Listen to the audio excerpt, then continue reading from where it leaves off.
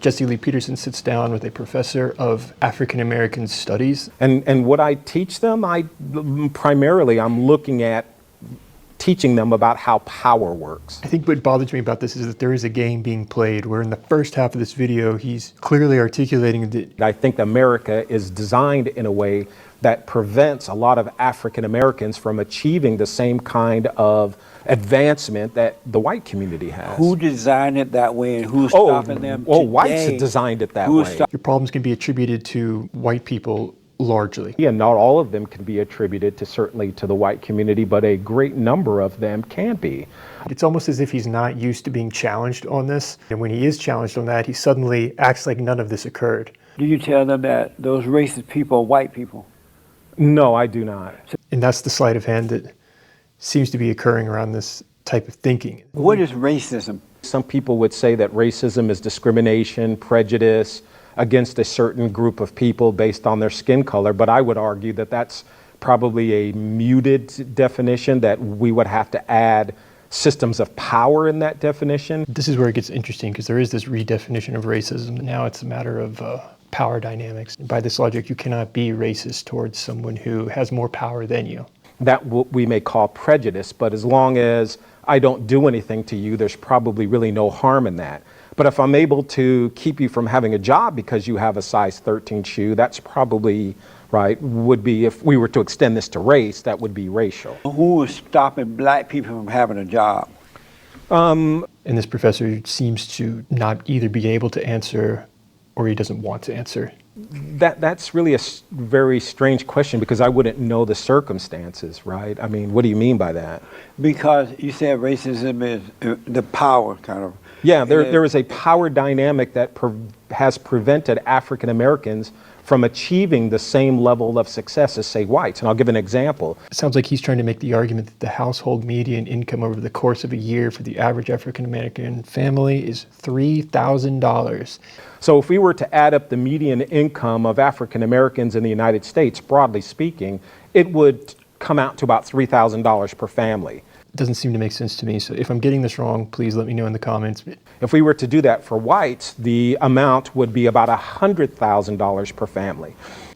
I question the accuracy of this. That actually ties into the sponsor of today's video, Ground News, which allows you to avoid inaccuracies like this. Ground News is an app and website that lets you compare perspectives on any topic with full transparency on the political bias, financial incentives, and credibility behind the headlines. Whatever the debate shaping our lives is, the narratives we hear can shape what we think before we've even had a chance to question it. Critical thinking is all about thinking for oneself to navigate the stories and the patterns that make up the world. We see the differences in these stories through the lens of the media. Follow your favorite topics or simply paste any article link in their search bar to find the full coverage on heated issues and swipe between perspectives to form your own opinion based on all the facts. Ground News was designed to give you back control over your thoughts. That's why they created their blind spot feed, one of the most important things to check before trying to have constructive dialogue with people who think differently than you. Go to ground.news/Smith or scan the QR code on the screen. Viewers get the top tier Vantage plan for just $5 a month. So it's a handy tool.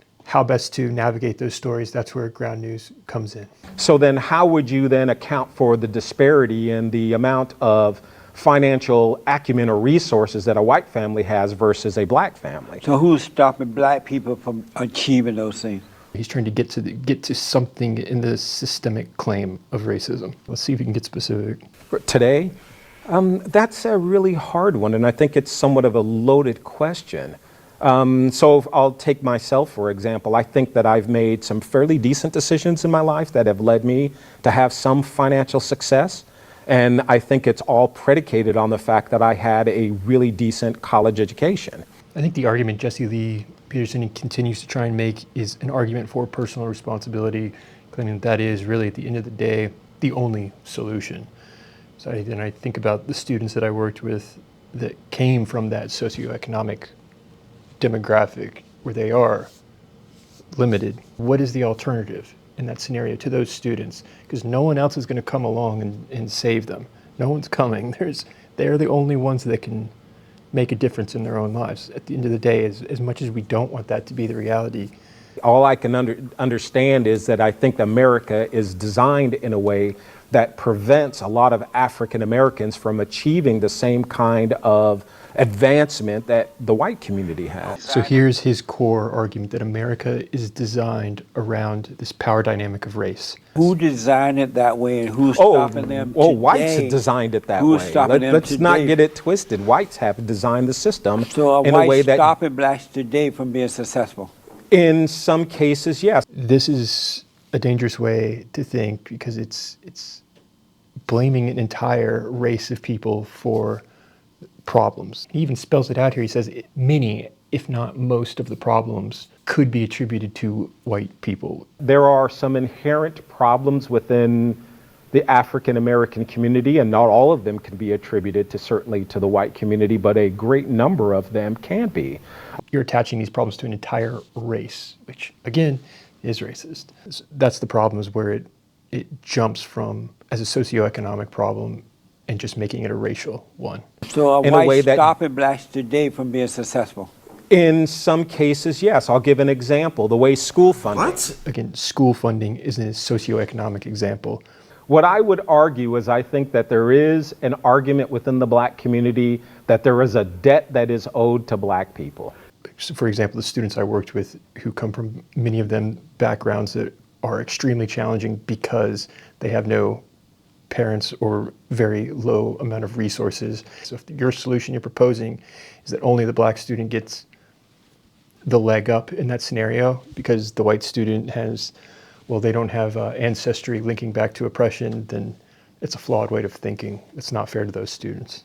I teach my students that every person has a responsibility to do for themselves. But are you also teaching them that the white man trying to hold them back? I'm not teaching them that the white man is trying to hold them back. I am telling them that there are institutions and patterns of racism that are embedded in the fabric of America that will at times challenge you. Do you tell them that white people are racist?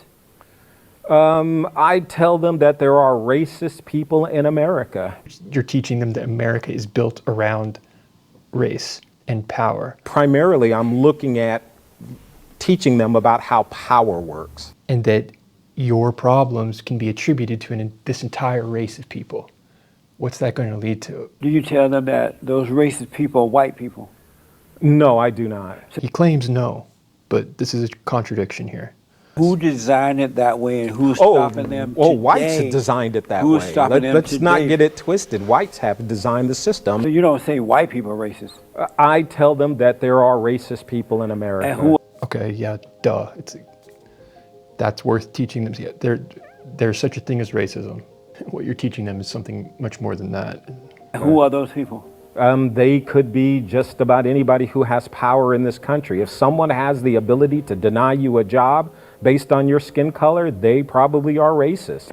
This part is shocking, where he seems to be making the claim that if someone has the potential to be racist, then they're probably racist. By that logic, every single boss is racist, because every single boss has the ability to not hire you.